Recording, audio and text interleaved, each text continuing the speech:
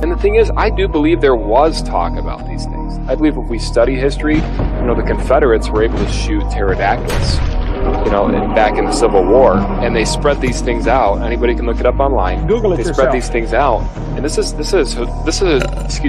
a historical fact. So, they spread this thing out, and it's got a huge winglet. It was a pterodactyl they shot. So, of course, these things have been around. Now, they went extinct, obviously, slowly, but surely. And so, what I'm saying is Jesus wrote a dinosaur to work. That's history. It's in the Bible. How to Train Your Dragon. Historical facts. And if you don't believe it, do your own research. Pull up Google. You'll find the picture, I promise. Oh my God. Thank you, John Gleason, Godless engineer, for gifting me this beautiful moment. Y'all remember when they tried to cancel Steven Spielberg for posing with an animatronic triceratops animal rights activist? Back it up. Hit it from the back. Historical facts. Eat my ass, BP. You're down here bailing on the rest of us because you don't want to process your grief and shame like a normal person by drinking and mistreating strangers. No, Rick. It is you who must nibble my cloaca, or bird asshole. Everyone knows what a cloaca is.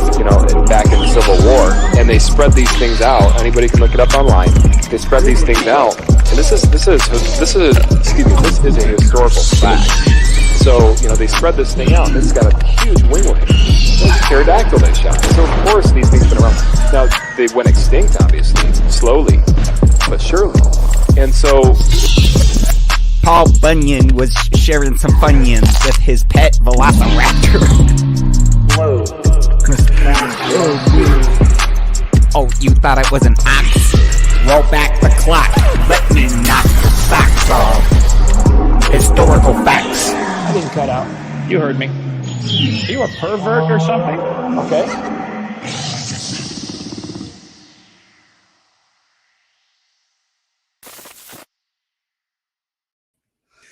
What's up, heathens? Resident pervert here. John Gleason, or the Godless engineer.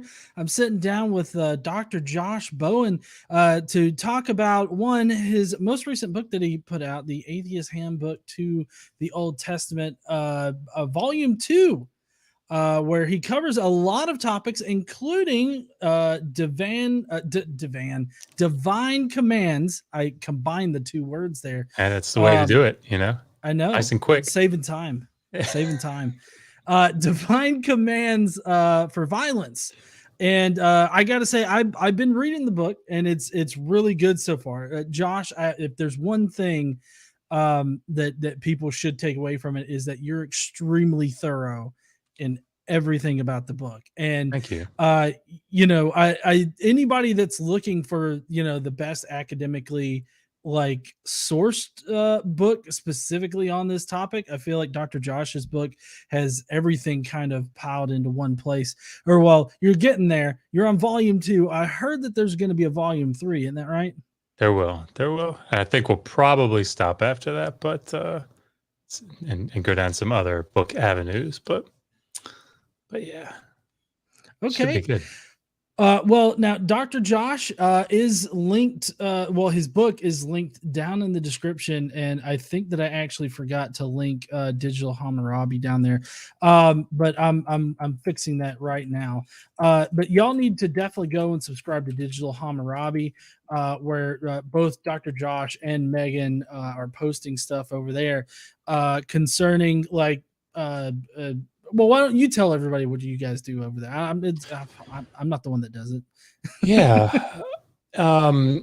Megan has really, she's starting to ramp things back up, which is great. She's got a bunch of interviews that are already lined up with some phenomenal scholars. And basically on Digital Hammurabi, it's all about the ancient Near East, the Hebrew Bible, Old Testament, basically the ancient world. And I'm an Assyriologist, with a minor in Hebrew Bible. Megan's an Assyriologist. And basically what we do is try to get, new sort of cutting edge research out to the public through interviewing those scholars, and then to try to distill that information down into like a palatable form for interested non-specialists. So that's what the books are about, and that's what the channel's about. So yeah, it's a lot of fun. But Megan's the brains behind it, so I'm just sort of here for the ride. Yeah.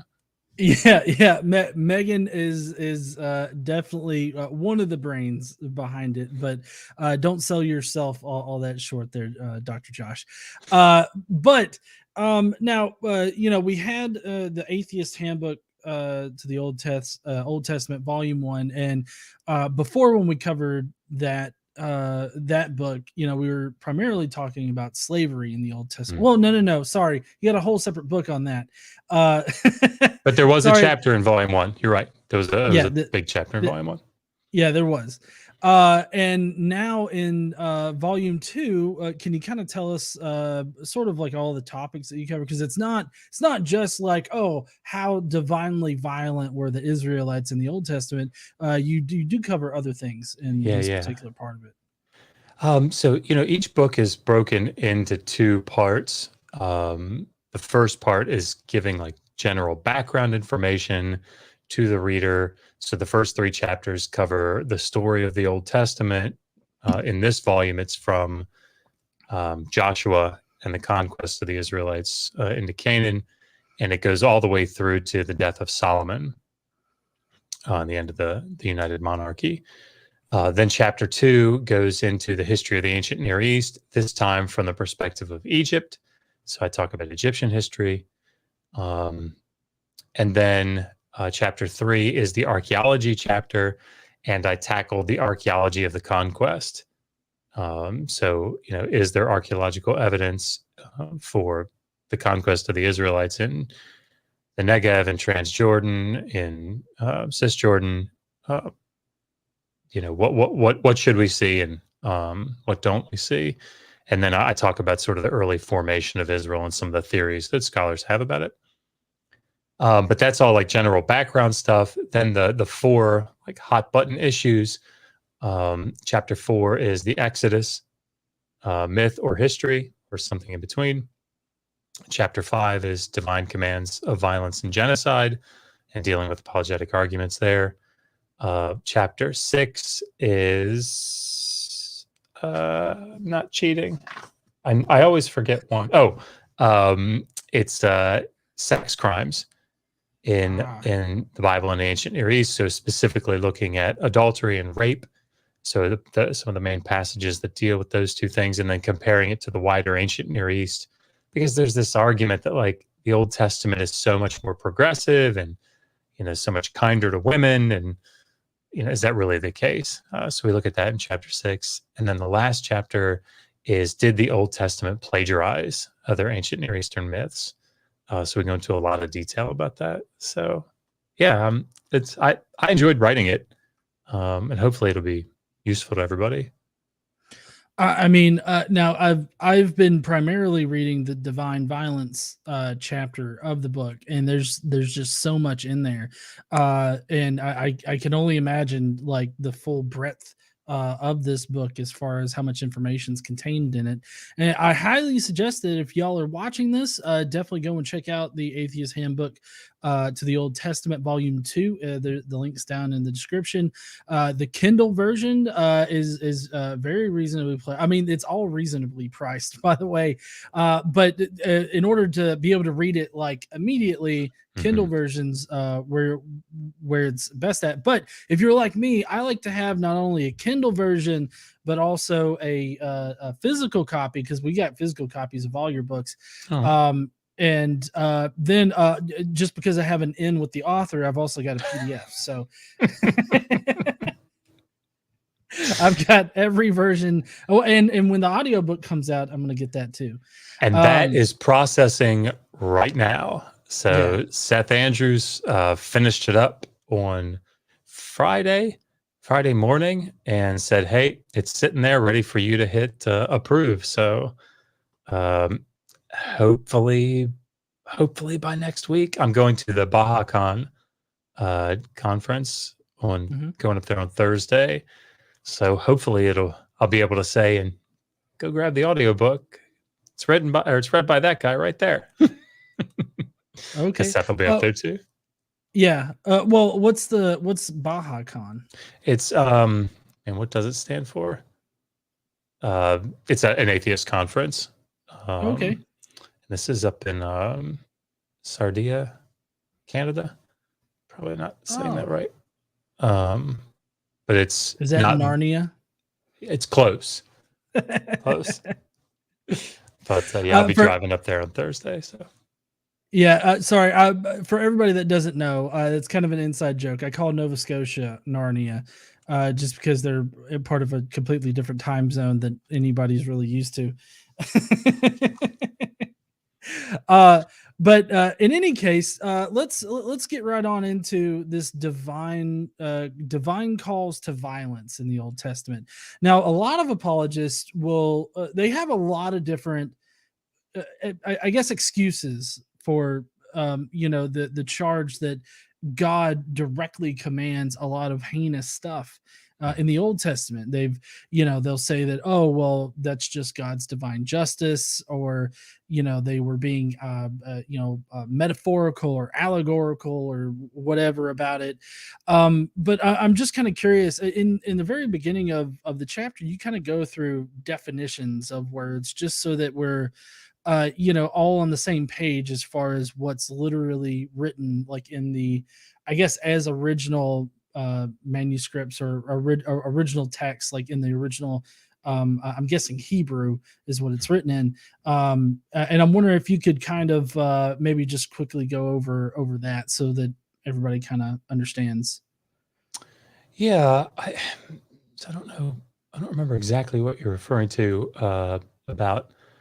But I think part of the problem that we see with these divine commands of violence is there is a.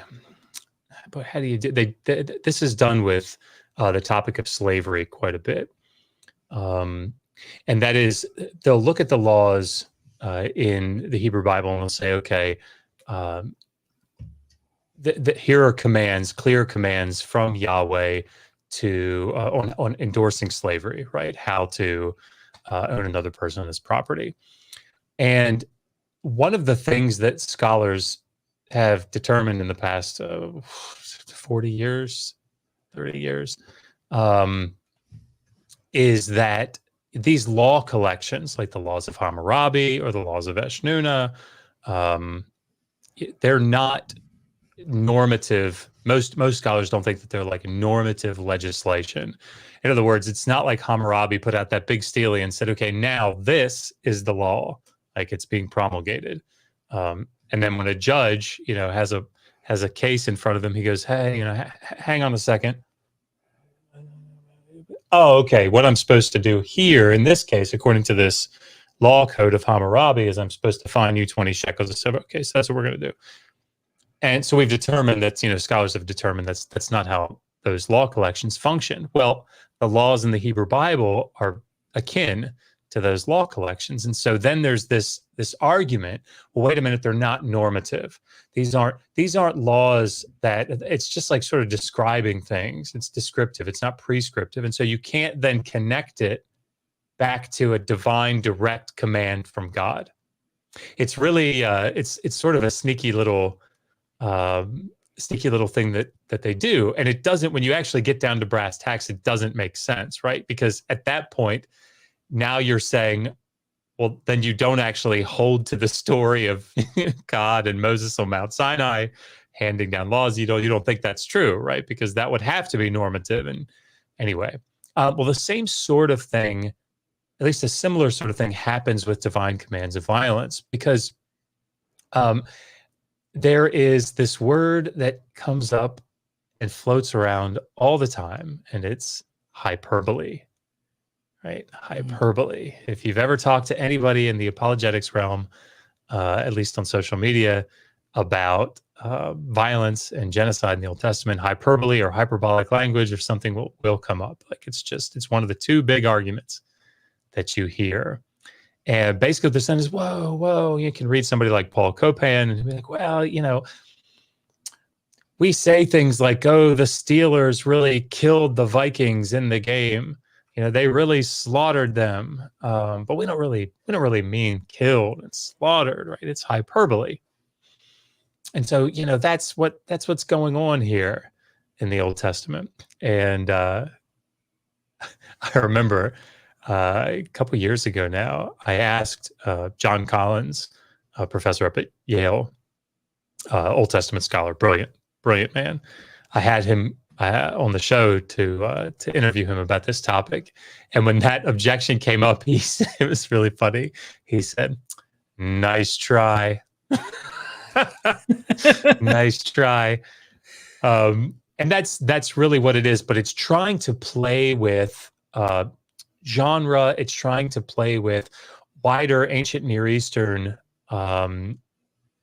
understandings of the various genres of ancient Near Eastern texts, and then sort of have one foot in one camp, like the scholarly critical camp, and use that when you need it. Like, oh, okay, these, this is just hyperbole, but then have it in the other camp where you're reading the Bible as the divinely inspired and inerrant word of God, right? And these things actually happen, and these things were actually said. And so, you can't have your cake and eat it too. It doesn't work that way. Mm-hmm.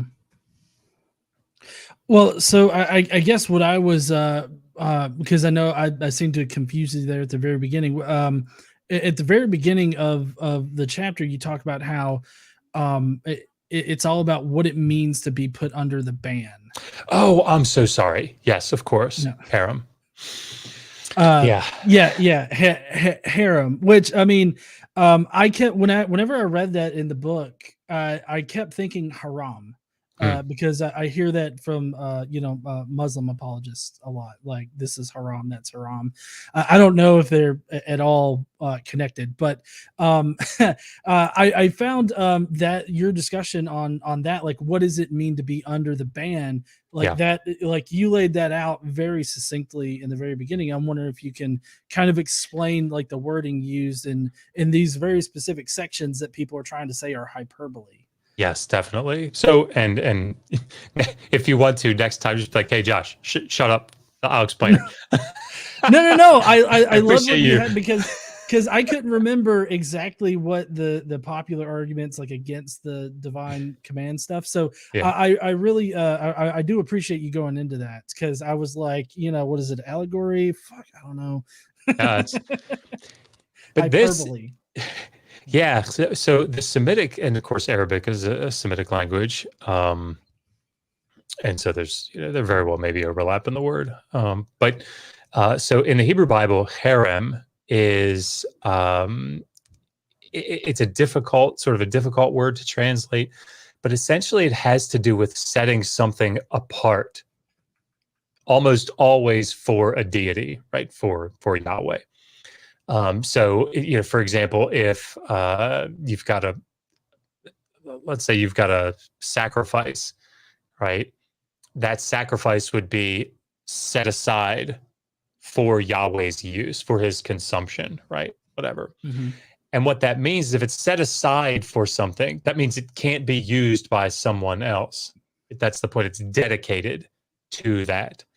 And these are things that, we understand today, like things are set aside for one person that they can't be used by another person. So when you think about harem, then there are two different contexts in which this word is used. There is a cultic context in which it's used, and it's, again, things are sort of set aside for the deity. But then there's a war context, a violence context, but like a war context, where to dedicate something or someone is to put them, what they say, under the ban, B-A-N, under the ban. And basically what that means in these contexts is that these people, or this city, that is the people in the city and then everything that's in it, are set aside for Yahweh. And it means that that city is essentially nobody else can use it, right? Nobody else can do anything with it. It's set aside for Yahweh. So, for example, in the city of Jericho, Jericho was under the ban. It was under Harem. And if you remember the story of Achan or Achan, the people were told this city's under the ban, destroy it. It's like totally don't take anything from it. Everything in here is dedicated to Yahweh.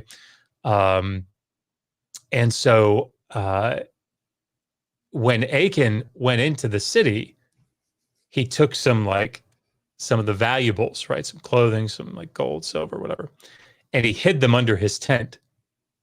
And that broke Harem. It broke the rule, right? That you had to dedicate all that stuff to Yahweh. And just because he took those couple of things, as pricey as they were, it violated the all-inclusive dedication of that city to Yahweh for destruction. And there were significant penalties for that. So yes, the nature, the salient point of this, when you think about something like hyperbole, is that in the story, you're going to see that the narrative itself hinges quite frequently on the all-encompassing aspect of the ban or harem, or dedicating someone or something or a group or whatever to Yahweh, to destruction, because it's everything, right? When everything is included in the ban, everything is included in the ban. You can't do anything with it. And so I go through and just sort of explain that, show some examples of it. Again, this is not really controversial stuff, and I probably should emphasize this before we go any more. These books are designed to give what scholars think about these topics, right? So at every turn, I'm trying to say, here's the consensus, here's the consensus, here's the consensus. There's very little in this book, and in most of the books that I write, there's very little that is, tip of the spear, right? I'm not trying to break new ground, because I feel like my role here on social media and, in these contexts is to just try to bring the amazing scholarship that all these other scholars that are working in the field have come up with, and try to, use my talent or whatever to sort of bring it down and distill it into understandable language, and say, look, let's all get a good solid foundation of what the scholars think about these topics. What do they all agree on? Here it is.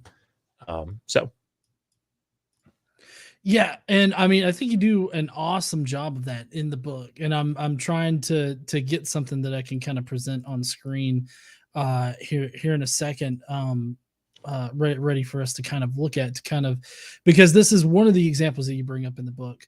And I mean, I don't want to try to replace the section of the book with this live stream or anything, but I found that you gave a lot of great examples of exactly what you're talking about, and how ridiculous the whole hyperbole thing is. And because, I mean, the verses that you bring up, they specifically enumerate like who is to be set aside or killed or whatnot. Utterly destroyed, I think, is the phrase that's used on occasion. And I find it to be really ridiculous for apologists to be like, oh, well, this is hyperbole. It's like, no, they're listing out specific people. Like, you're supposed to kill like everything. Yeah. And then when they don't, they get in trouble. Yeah, see, this is where I think apologists get themselves in trouble. Because there's a difference between, and you have to sort of let go of this more fundamentalist approach to the text in order to do this. Going back to the slavery example very quickly, like, I agree that the law codes, the law collections in the ancient Near East and in the Hebrew Bible are not meant to be normative legislation. In other words, I don't think that this was promulgating the law, or that judges were using this thing, as a basis for all the decisions that they made or whatever. But I can say that because I don't see the biblical text as as a more fundamentalist person is. Like, I don't think there was a Moses up on Mount Sinai receiving the 10 commandments from Yahweh, right? So I can do that. And this is where I think apologists get into trouble. There is definitely hyperbole in ancient Near Eastern literature.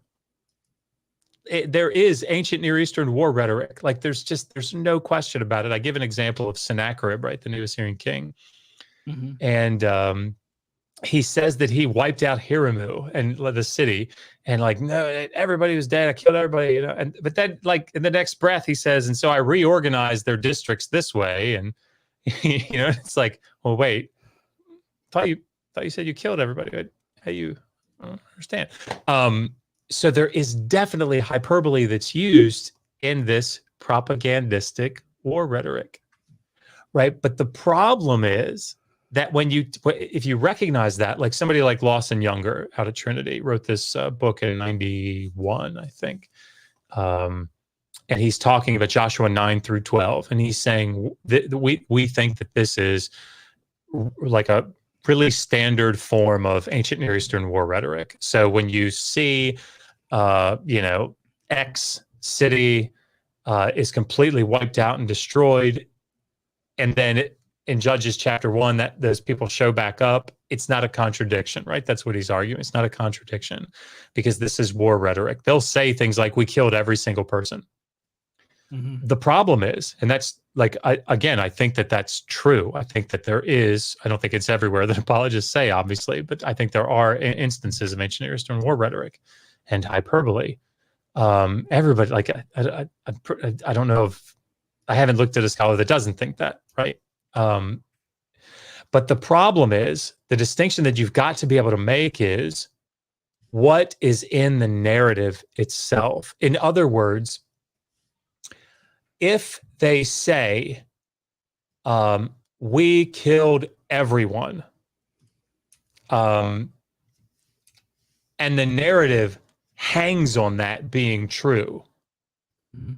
then you can't go and say, well, that was just hyperbole, and still hold to a fundamentalist view of the text, that it's perfectly inerrant in what it says, right? So the example that I really like is 1 Samuel 15. I think it's one of the clearest examples. So I'm sure that everybody listening is probably familiar with 1 Samuel 15. John, you've probably had to talk about it a time or two. I don't know. But in 1 Samuel 15, King Saul is told by Samuel to go and to wipe out the Amalekites, right? Kill them all. Men, women, children, infants, suckling babes, the cattle, everything, right? Mm-hmm. And Saul goes, and Saul kills almost everybody, right? But he saves alive King Agag or Agag, and some of the choice animals. Now, one might think, okay, well, maybe it's just being hyperbolic. Maybe he didn't really kill everybody except those people. But what happens when Saul comes back?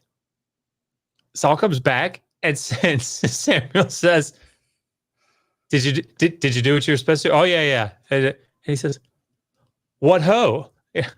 What's the bleating of sheep that I hear off in the distance? Well, the people saved the king and some of the choice cattle alive. Well, if this were hyperbole, Saul would be able to say, Samuel, what are you getting so upset about? Why is Yahweh rejecting me in my kingship now because I didn't obey? He certainly didn't mean kill everybody. Yahweh was just using hyperbole, right? That's not how it works. The narrative hangs on this all-encompassing nature. And the same is true at the city of Jericho, right? Achan takes that little bit. And Achan is contrasted in the narrative with Rahab. And Rahab was the harlot that, lived on the city wall. And it says that she and her family alone were spared in Jericho. Well, if this is hyperbole, the narrative is incoherent. It doesn't make any sense because a whole bunch of people would have been saved. Why single out Rahab? It doesn't make any sense. And why is Achan, why does he get killed and all his family get killed and all his possessions get destroyed? Why? I mean, God, Achan could have said, Yahweh, whoa, buddy. I mean, you didn't mean everything had to stay, right? I mean, come on, my guy, but that's that. So you can't do it both ways. You either have to respect the genre and look at it from a historical standpoint and say, okay, even though the text is saying this and the story hangs on it, its coherence hangs on it being all encompassing, but we know from a historical standpoint that that's not really the case, and so we can distinguish those two. You can't have it being the inspired, inerrant word of God as a more fundamentalist person would take that text. Like, this is exactly how it happened in the story in real life. And at the same time say, well, yeah, it's just war rhetoric, from a historical standpoint. It doesn't work that way. Yeah. I mean, I've always found the war rhetoric to be kind of a very thinly presented kind of argument because it's, I mean, when they go through the painstaking process of listing out everybody that's to be killed, and then also the examples that you brought up, I mean, it's kind of hard to defend that position.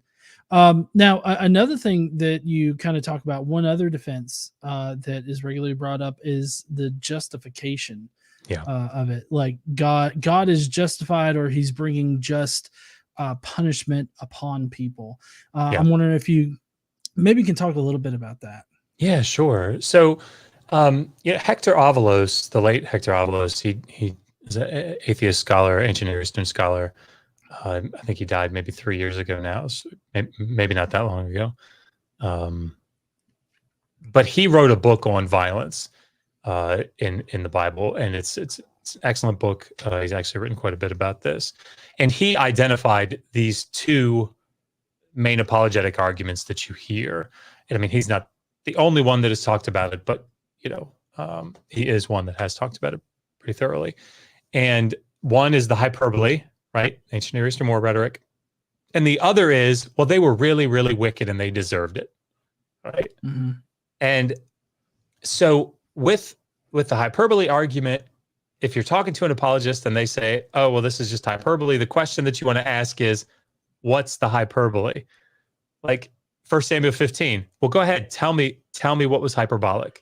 Is Yahweh hyperbolic? No, is Samuel being hyperbolic? Who's being hyperbolic, right?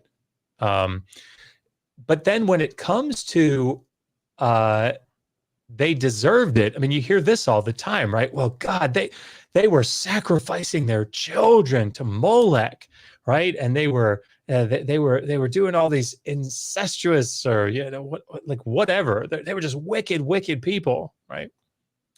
I mean, lots of problems with this, but the primary one is who's saying this, right? Who's saying it? Well, it's the people that are trying to. It's these Judean scribes that are trying to justify this concept of taking the land that they see as divinely theirs, right? And so, of course, like if one kid beats up another kid, and the parents are like, "Why in the world would you do that?" Well, he was being so mean to me, right? I mean, well, you have to. Who's saying that? Well, the kid that did something to the other kid, right? I mean, like you can't just take somebody's word for something when it directly benefits them, right? It's propaganda. It's how this works.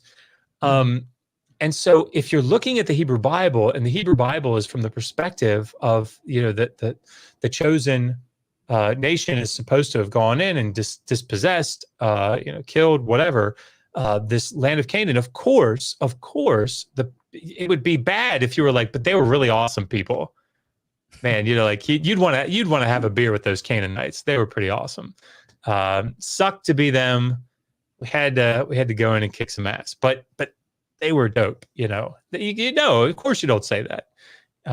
They were deserving of it. God gave them 400 years. Again, they So, the problem with this is twofold.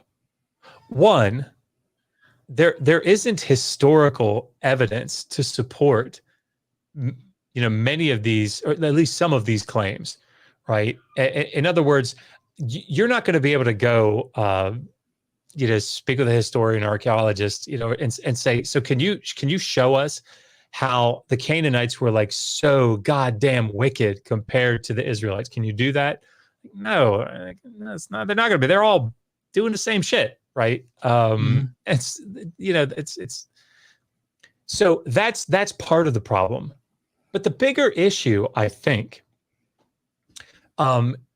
is that if you're going to say that because a text says that the Canaanites were really wicked, then you're going to have to say that when the Neo-Assyrians write in their texts that their enemies, the people that they conquered, they were really wicked and they rebelled against Asher, the Assyrians' deity, who was being really, really kind to them and trying to extend them this benevolent arm, and they were just really, really wicked, then you're going to have to say, I guess Tiglath-Pileser III should have done that, right? I guess Tukulti-Ninurta, he did the right thing, because the text says, right, that Kashtiliash IV was actually a really bad guy.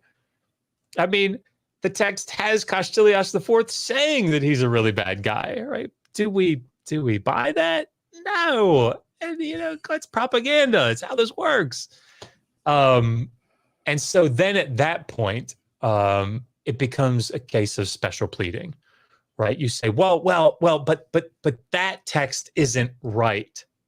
My text is right. Right. Mm-hmm. Those people weren't really, really wicked because the Neo-Assyrians are saying that because they are, or the Middle Assyrians are saying that because they want to feel justified in what they've done.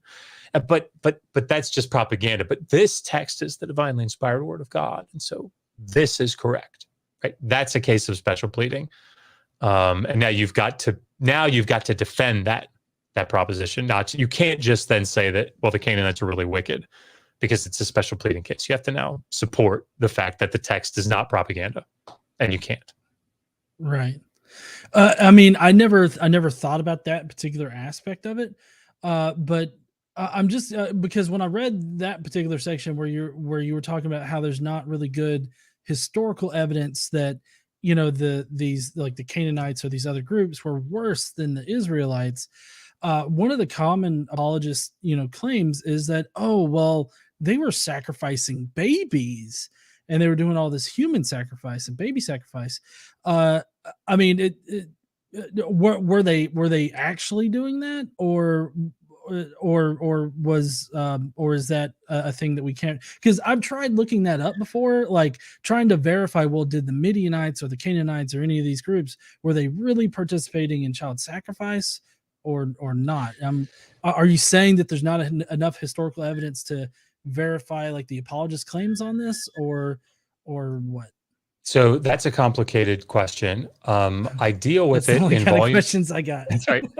I deal with it in volume 1 in the archaeology chapter. So chapter 3, I talk about 2 case studies. Did the Philistines, who are the Philistines, and did the Bible get the Philistines right?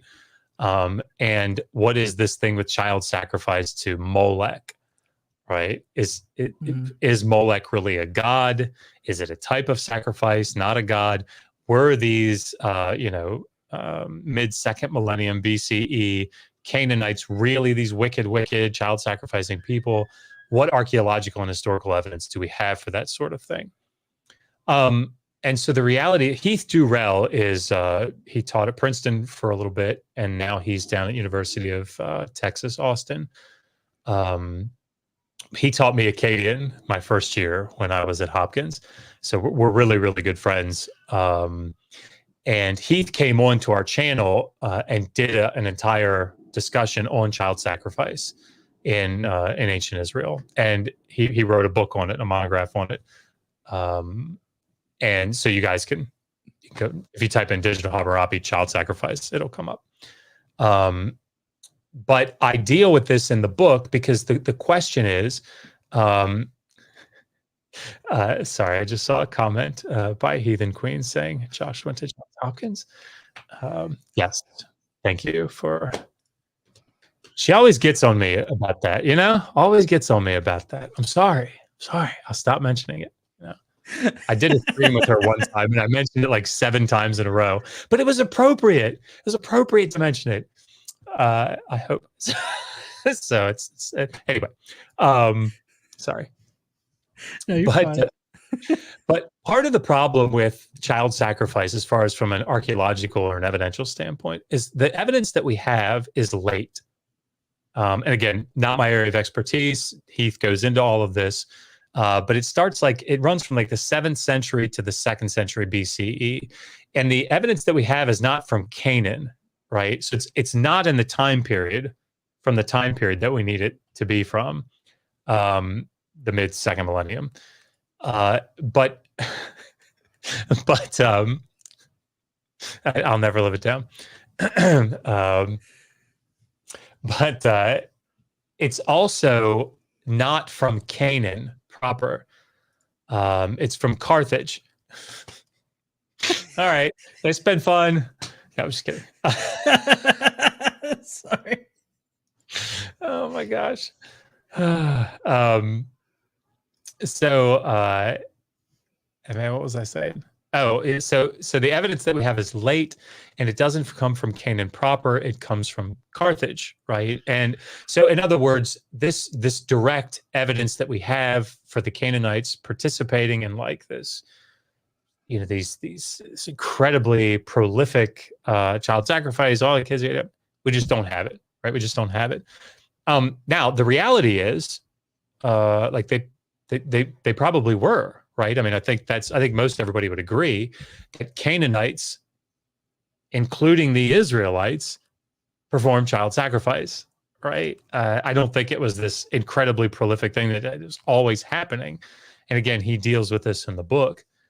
But in other words, everybody in Canaan, you know, it seems like this was a common enough thing that it's not like one group did it and they were wicked.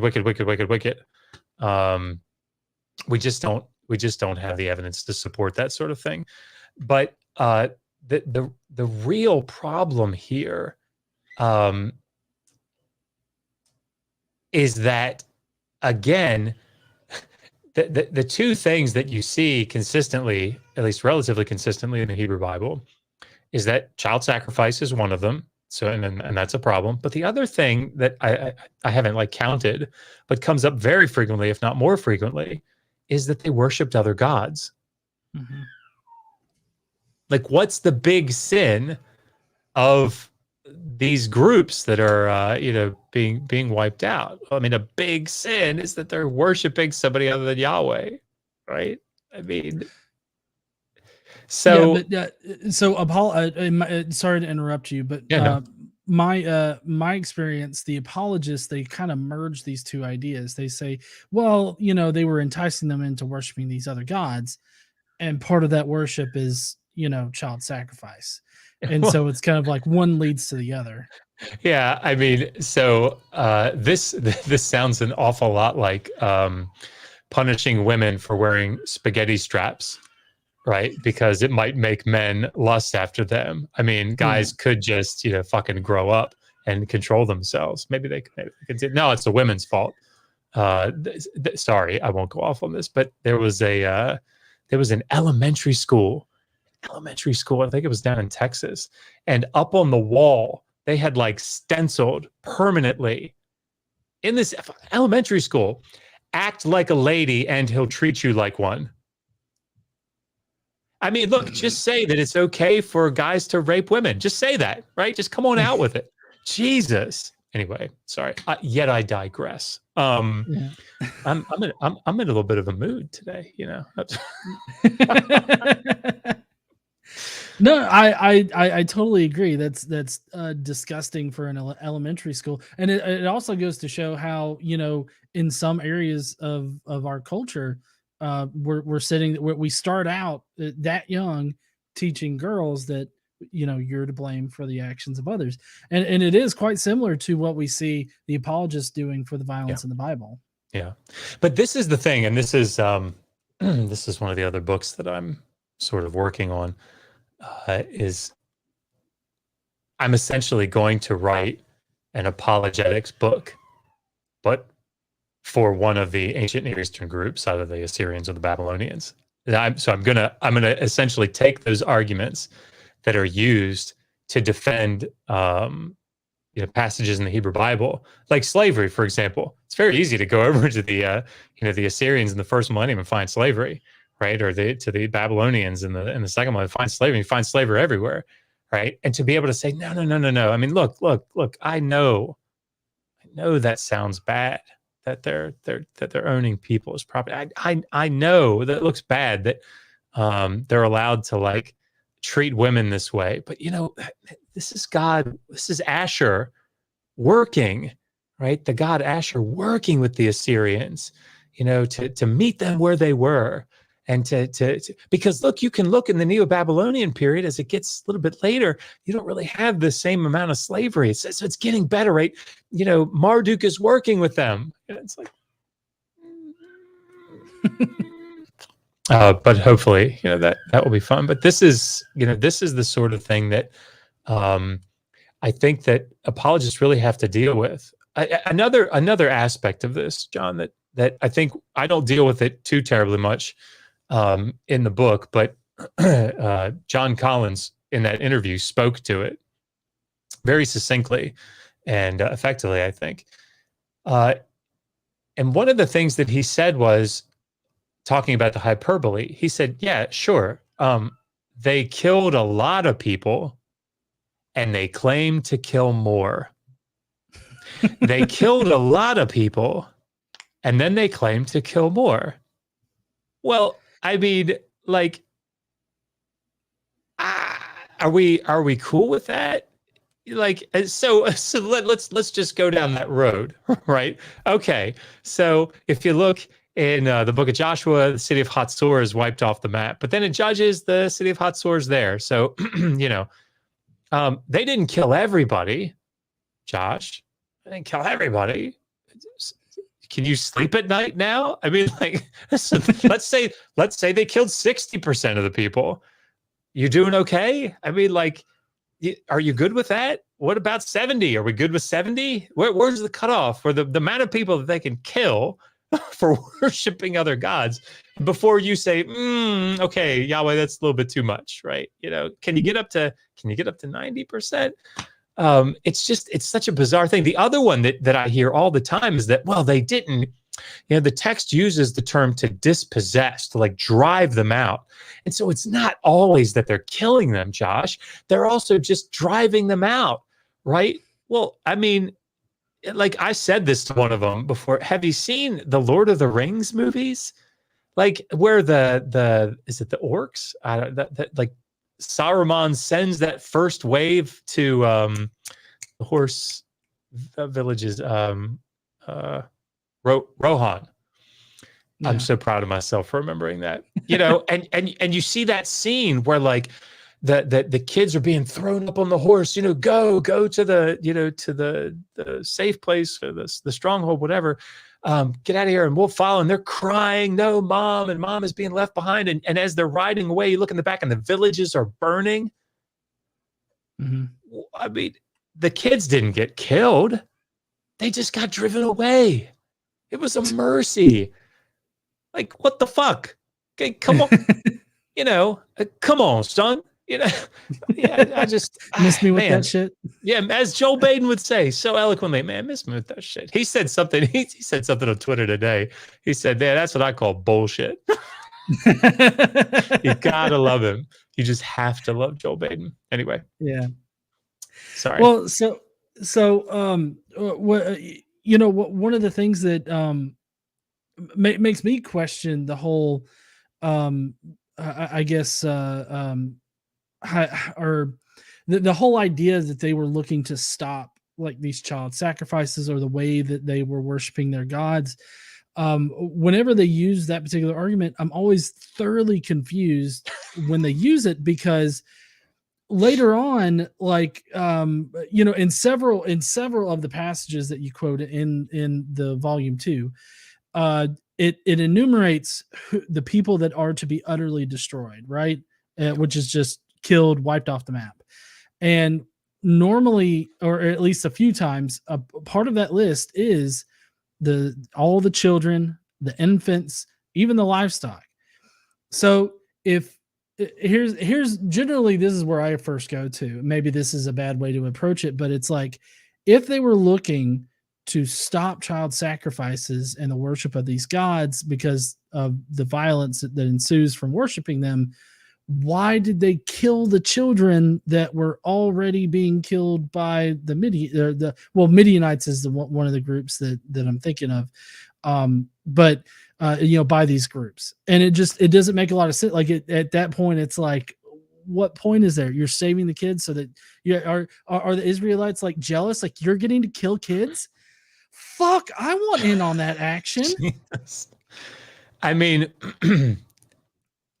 so I'm gonna, because you're absolutely right, and the reality is that they're just starting with their conclusion, right? They have to say those things, which like is house by like when I used to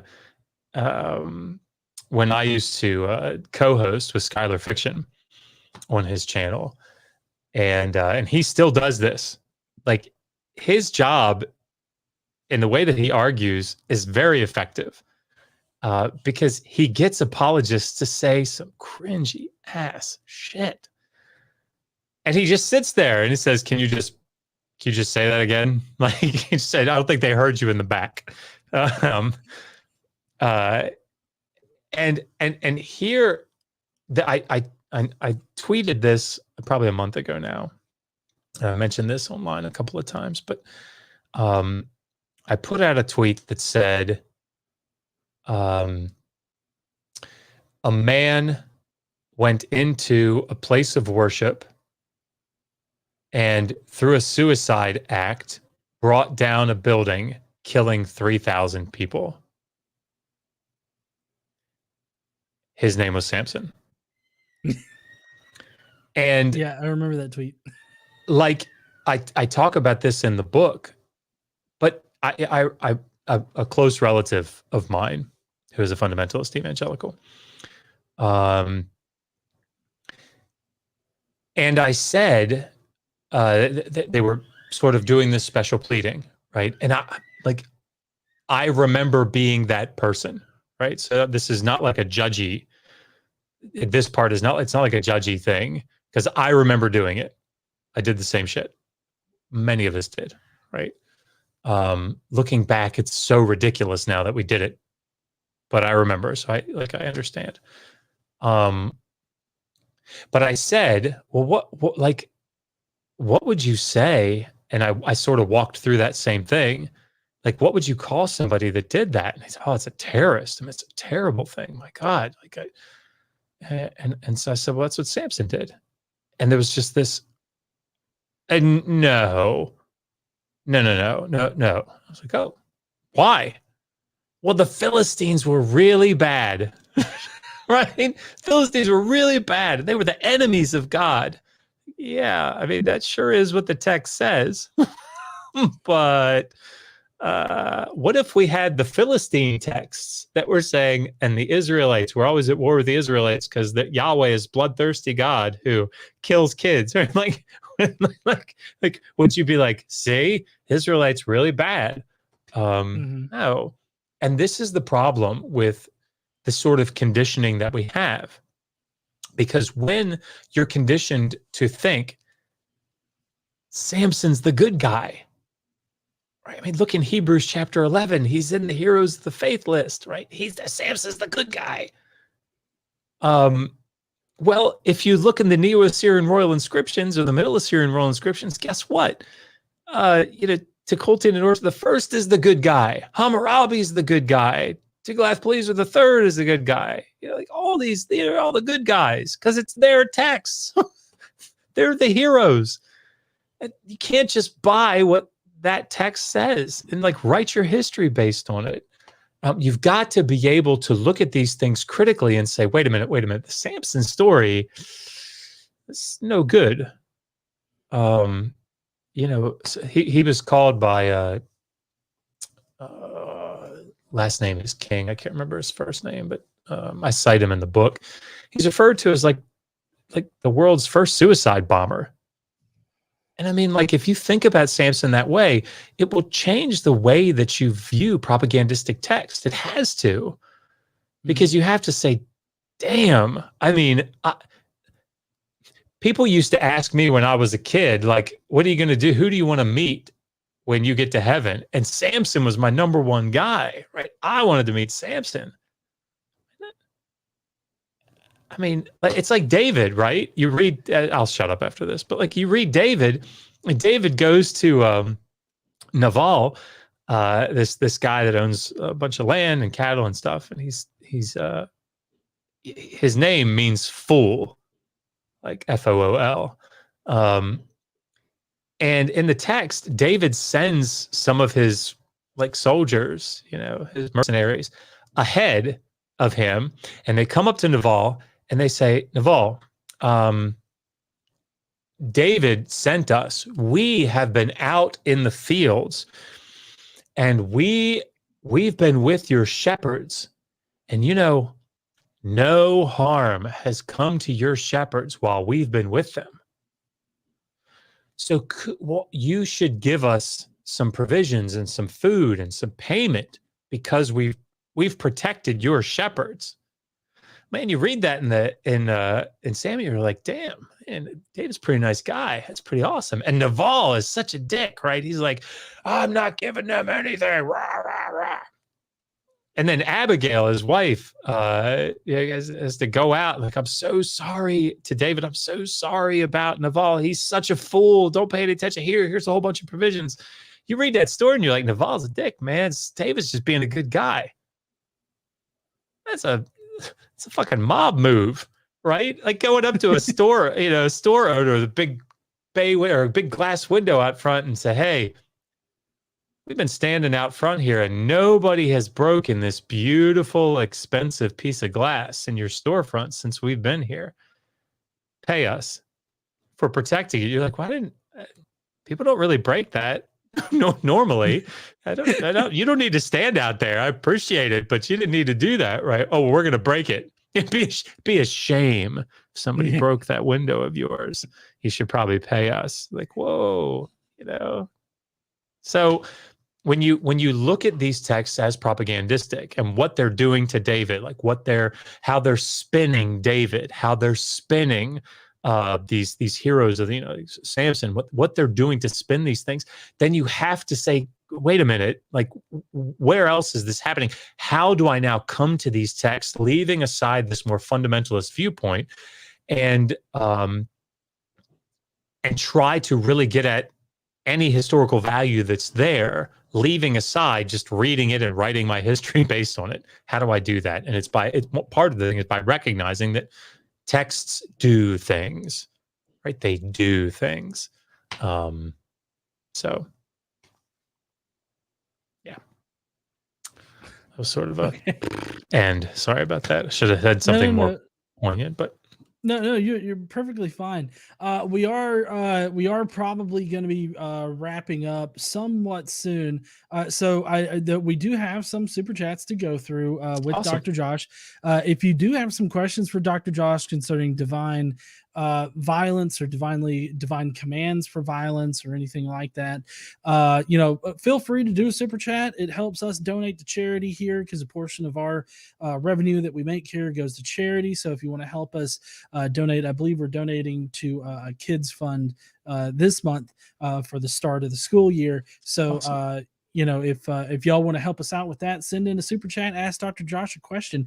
The last thing that I kind of want to talk about is actually something that I'm gonna handle in a future video. So I'm really wanting to just get a clip that I can throw in there of you. But it's I know I have said this, and if I'm wrong, I'll definitely change my tune. But it's been brought up, this whole idea of Numbers 31. For one thing, I believe that's one of the sections that I actually asked you about. That was a divine command from God to kill even the children and everything like that. But at the end, it talks about taking the virgin girls as spoils, for themselves. And I normally describe that as some kind of form of sexual slavery. And I'm kind of curious if you can talk about that section a little bit. Like, is that really a misuse of that label? I guess technically stealing girls from the Midianites right there, which this all kind of works in with the whole thing that we've been talking about this entire time, because of the reason why they were told to go and kill the Midianites. But I'm just kind of wondering what your thoughts are on all of that. Yeah, I mean, the big thing to remember about Numbers 31 is that the girls are part of the plunder, right? So if you read through the passage, you'll see that they get, it's not funny, sorry, but they get divided as plunder along with the animals, right? And the other things. So it's like, okay, tribe such and such gets 64,000 or whatever, animals, and 12,000 girls. Like, they're divided up as plunder.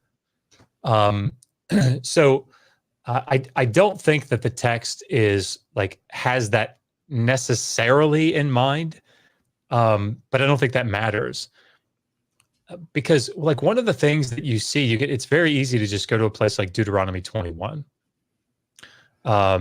Deuteronomy 21 talks about if when you're at war and you see a beautiful woman that you want to take for yourself among the captives, here's how you do it, right? So one of the things that we have to recognize, and a great person to read on this when he finishes his dissertation, which hopefully will be soon, is Jay Caballero down at University of Texas, Austin. But he came on and did a couple of streams with us. He's one of the Humans Against Poor Scholarship winners, and he's writing on sex crimes, and so he talks about these things. And it's like, sex slavery is a thing. There's no question. There's debt slavery, chattel slavery, and there's sex slavery. There just is. And if you read through places like Exodus 21,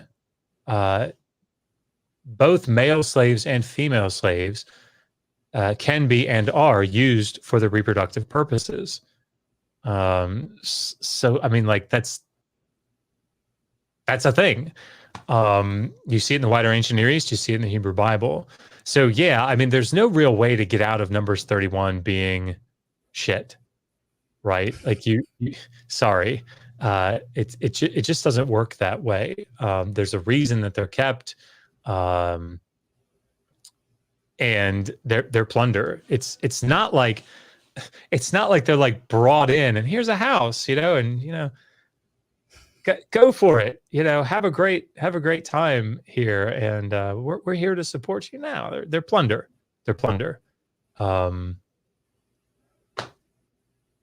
That's what it is.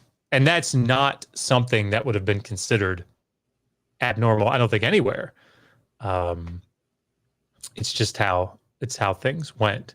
And again, I can't remember who I read. Damn. But it was talking about some of the evidence that we have. Oh, please don't quote me on this.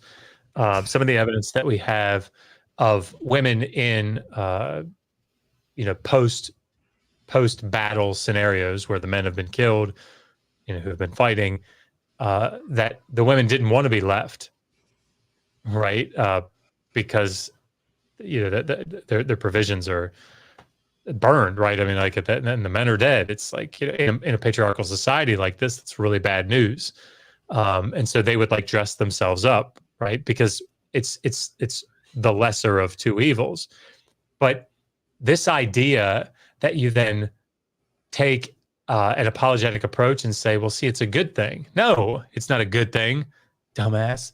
God, the example that I give, sorry, I'm salty today. Like the example that I always give is if somebody came in here right now and killed me and killed Megan and set the house on fire, but took our 9-year-old daughter, right, or our 4-year-old son with him, like kidnapped him and burned everybody else, killed everybody else in the house, and then kept him, for the next 15 years, and he's discovered, and God, this is horrible. But and nobody would give that guy any mercy for saying, well, I didn't kill him. I mean, come on. What kind of a monster you think I am? I mean, I could have just left him here in the house, right? But it was a mercy that I took him and kept him locked in the basement. Like, it was a mercy. I mean, God, I gave him food. I gave him a place to stay. I mean, what do you want? Are the laws surrounding this particular topic that we're talking about, don't they also like cut off the hair of the girls that they take? Yeah. So there's some ritualistic things that happen. There is a little bit of debate on what they symbolize specifically, but it probably has to do with purification. But they pare the nails. There is some evidence that the paring of the nails is like a manicure, so it's to make them more attractive. I'm not sure that's what's going on there, because they cut the hair off. Actually, there's some Jewish interpretations of this where it's like it's to make sure that these are Canaanite women that they're saying that they're talking about, and so like you want to make sure you really do want to marry. You see them in their ugliest state or something. Like, I don't know. I don't think that's what's going on. But I mean, like, I haven't dug down into the specifics of that particular act. But yeah, you shave the head, you pare the nails, and you wait 30 days. Entirely possible that waiting 30 days is to make sure that they're not pregnant.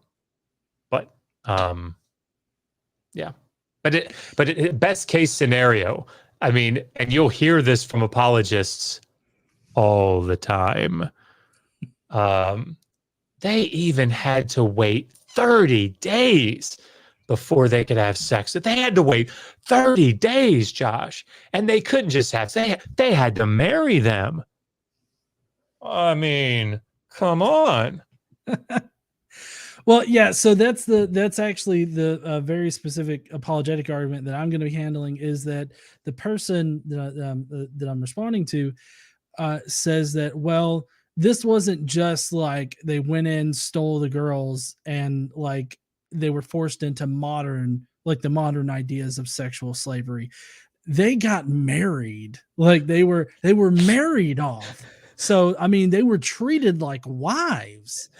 And so, yeah, that's what this apologist is saying. Yes, it's see, I shouldn't laugh. I'm it's because it's such a dumbass argument. But it's because you're starting with your conclusion. This can't be bad. It's in the Bible, right? And it's commands by God. It can't be bad. So let's just take a minute and figure this out. How is it not bad, right? Somebody, and I won't give them any airtime by mentioning their name, but somebody I heard make an argument a month ago, I think. Somebody said, well, God drowned the entire world in a flood. If you're reading this, this text from a more fundamentalist viewpoint, well, so God, what did the babies do that God drowned? And the apologetic response from this person was, "How do you know there were babies? How do you know there were babies? Maybe God could have closed the wombs of those women like 10 years earlier, and so there weren't actually any babies." Well, now, if I remember correctly, God did something to the women of one house to where they couldn't get pregnant, but that's also not what is said in Genesis. Like at that particular point, it's not like there's a point in Genesis where it's like, and God sewed up all the vaginas in the world. It's like, God, I mean, this is the only text that you'll do this type of apologetics for. Like, you won't do this type of apologetics for the Assyrians or the Babylonians, right? Or you just won't. God, sorry, you've caught me at a time, I guess. I love Salty Josh, and people in the comments love Salty Josh too. So feel free. That's one of the good things about my channel. Just let it fucking flow. Okay? Right. Let the hate flow through you. You want this, don't you? Oh man. Anyways, it's been great having you on, Dr. Josh. Thank you so much for answering my questions. Of course, we do have a few questions from the audience to get to. But do you want to let everybody know about, volume 2 of the Atheist Handbook, and also where they can find you and everything like that? Yeah. So here it is. It's out. Oop, I guess I should uncover volume 2. It is out for everybody that pre-ordered a hardcover. They just came in 2 big boxes yesterday, day before yesterday, something like that. It was late this week. So Megan and I signed them all today, so hopefully they'll be going out Monday. So thank you all if you pre-ordered one. But it's on Amazon. I'm always floored when this happens. It happened with volume 1. It's happening with volume 2. It's the #1 new release in different categories. I just thank you all, because it's because of everybody out there that that bought a copy. There were 282 Kindle pre-orders. We were blown away. So thank you all very, very much. But it's on Kindle, it's on paperback. The paperback, it's hardcover, and again, the audiobook read by Seth Andrews is processing now. Hopefully, it'll be out in a week or so, maybe sooner. I felt, I'll shut up about this. It's if you search Joshua Bowen on Amazon, they'll all come up. But I felt nice sprinkle of salt. It's the Margarita Josh, I guess. But damn, what was I going to say? Oh, I got to listen to. I was going to say I had to listen to, but I got to listen to and review Seth's readings of the chapters as they came in, and I just loved it. There were parts that I went back and listened to, and it's saying something if I read my own stuff, right? It's not because of my work that I listen to it. It's because his voice is it's like butter, So anyway, no, get it just to hear Seth read. You could read the phone book, Do we still use phone books? I don't know. You should probably take my picture down. People are starting to run away. Numbers dropping. Get him back. No, I definitely want everybody to get the I'm going to get the audiobook just because I read rather slow and it's easier for me to listen, but also Seth's soothing buttery voice would be nice to have. Yeah. But do you want to tell everybody about Digital Hammurabi, what you guys do over there? Yeah, sure. So again, Megan's reached out to some pretty big name scholars recently, because she's just getting to a place over the past month or so where she can start to shift away from just taking care of newborn twins all day long. So when you have 5 children, in the house. It's hard to get work done, but she's doing it. She's indefatigable. But yeah, she'll be having, for example, Kara Cooney is going to be coming on, and actually, you guys all want to put on your calendars. I don't remember the date, but ask Heathen Queen what it is. But she has organized an Exodus panel, which is going to be amazing. Kara Cooney is going to be on it. Mark Lucher is going to be on it, who wrote a chapter in his 2017 book on the Exodus. It's brilliant. And I'll be on it, probably more to just kind of sit like this and look at them. But no, it's going to be a good panel discussion on the Exodus and just different types of apologetic approaches to it and what can we actually say about it. And I'm excited because Kara Cooney is an Egyptologist and she's brilliant, and so she'll be bringing a really unique perspective to it. So, but yeah, check that out. Check the stuff out that's coming up on Digital Hammurabi. Always good stuff, and you get to see Megan, right? And the rainbow colored hair, which is badass. You know, it just is. Well, now don't sell yourself short there, Josh, on the Exodus thing, because I saw your debate that you did. I can't remember your debate partner in it. Dr. Maggie Bryson.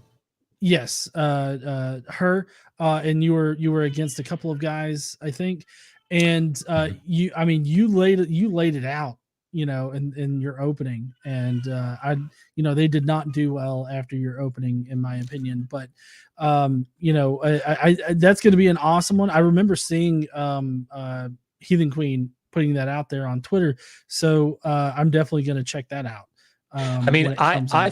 I definitely feel good about I have that chapter on the Exodus in my book.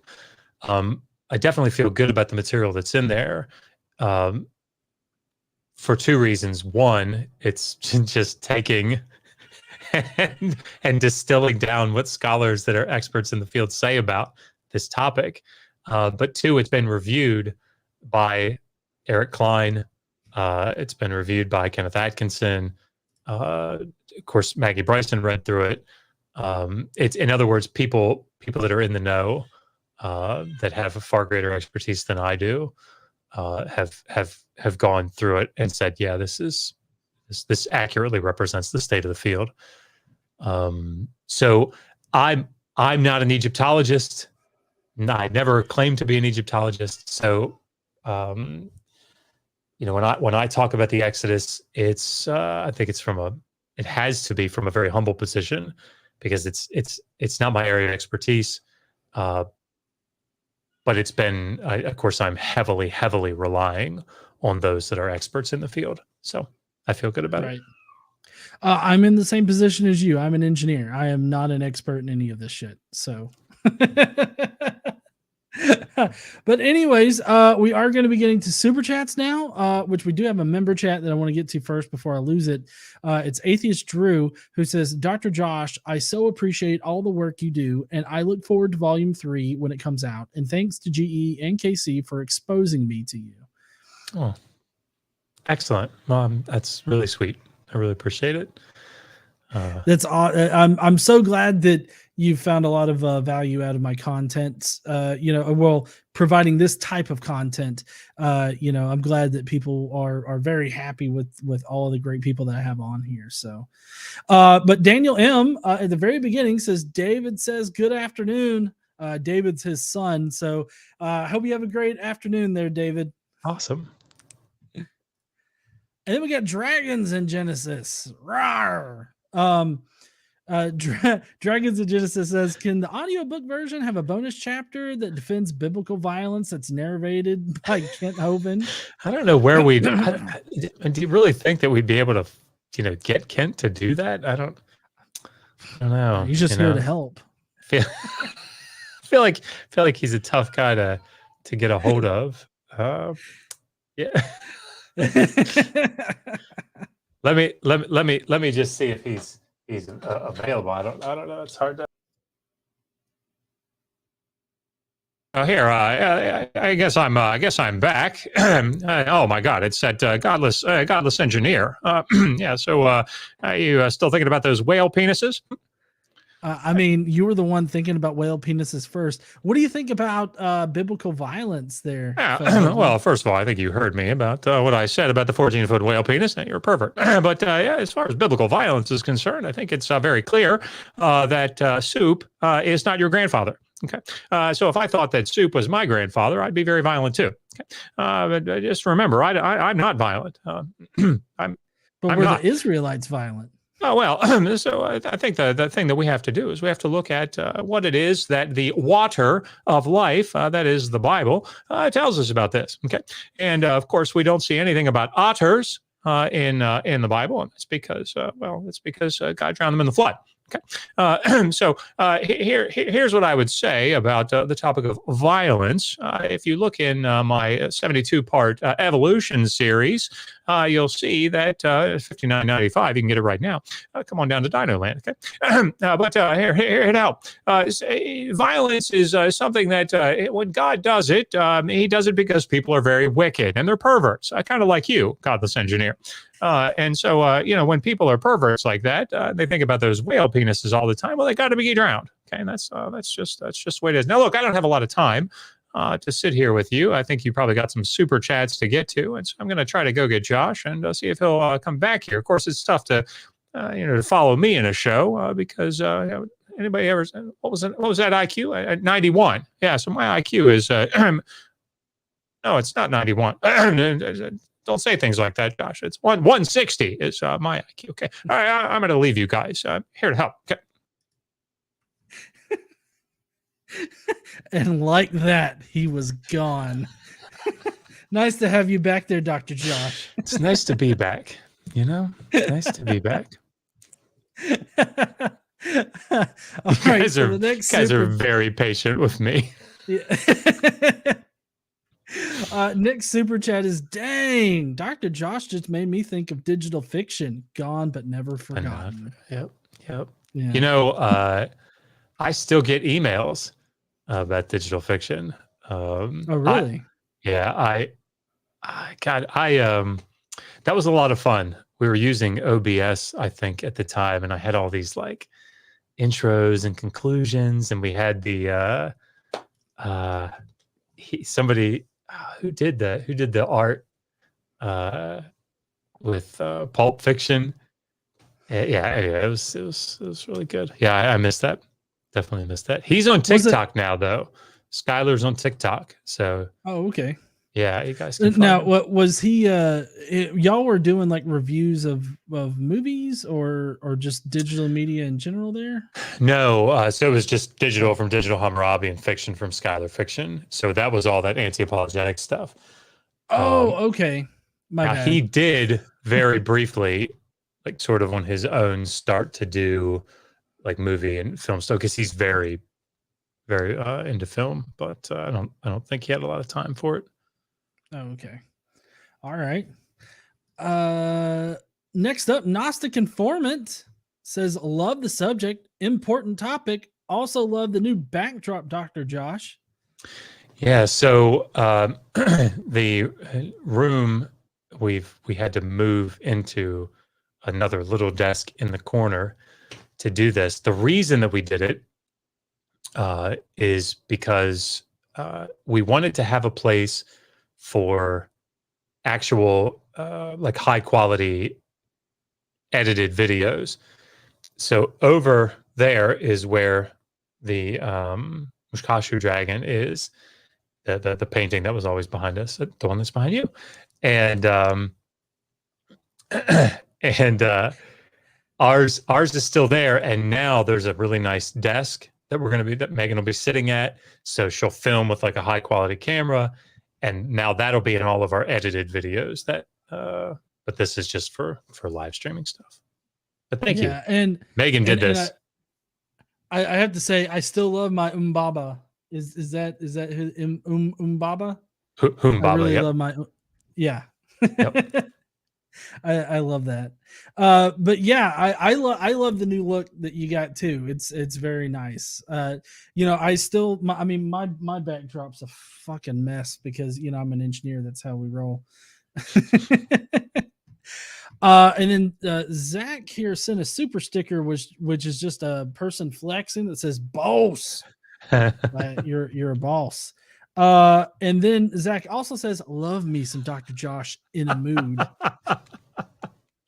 Oh, you guys are very kind. That's very kind. Sorry if I was over the top at all. Oh no, not at all. I thought you were great. I think your book's great. Everybody, in the description, I have Digital Hammurabi sort of hyperlinked down there with their name, and then I've also got Dr. Josh's book linked up there in the description. So y'all might want to head on over there and check out the Atheist Handbook to the Old Testament, Volume 2. It's a great read so far.